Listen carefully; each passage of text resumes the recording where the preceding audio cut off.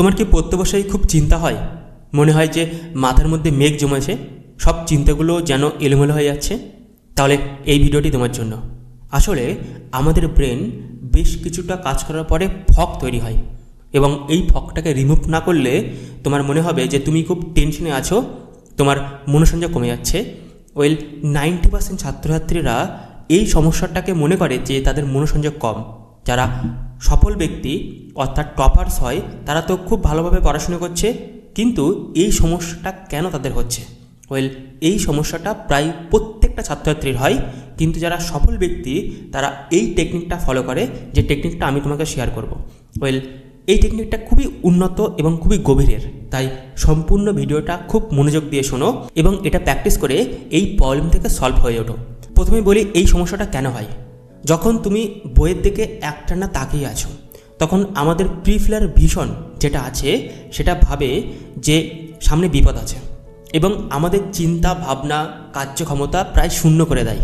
তখন তোমার মনে হয় যে কিছুই ভালো লাগছে না, আমার মন যেন অন্যদিকে চলে যাচ্ছে। আর এই সমস্যাটা, এই ব্রেন জ্যামটা কাটানোর জন্য এই টেকনিকটা।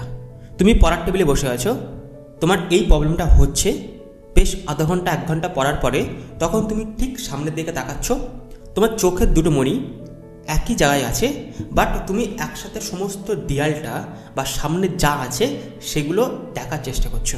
তারপরে তোমার যে মণি দুটো আছে, প্রথমে ডান দিকে যতটা যা যাচ্ছে তুমি দেখার চেষ্টা করছো, ঠিক একই সাথে ধীরে ধীরে মণিটা আবার সামনে নিয়ে আসতে হবে এবং আবার বাঁদিকে গিয়ে বাঁদিকে শেষ পর্যন্ত জিনিসটা দেখার চেষ্টা করো। এবার চোখ বন্ধ করে যে ডান দিকে জিনিসটা কি আছে ভিজুয়ালাইজেশন করো, তার কালার, এবং বাঁদিকে জিনিসটা কি আছে সেটাকেও দেখার চেষ্টা করো চোখ বন্ধ করে। যদি এই টেকনিকটা প্রসেসটা তুমি করতে পারো, তাহলে আমাদের ব্রেনের মধ্যে যে ফগ তৈরি হয় সেই ফগগুলো রিমুভ হয়ে যায়। তারপরে যখন তুমি আবার পড়তে চাইবে তখন দেখবে যে এই প্রবলেমটা হচ্ছে না। এই প্রবলেমটা 90% ছাত্রছাত্রীদের হয়।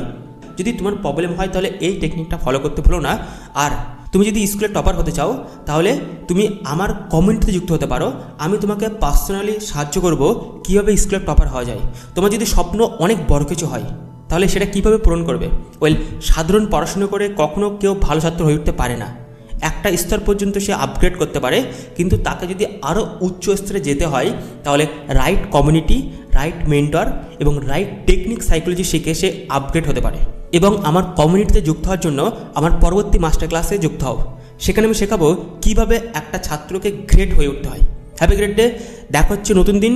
বাট তুমি যদি নতুন হয়ে থাকো তাহলে আমাকে ফলো করে দিও এবং সেই বন্ধুকে শেয়ার করো যার এই প্রবলেমটা আছে।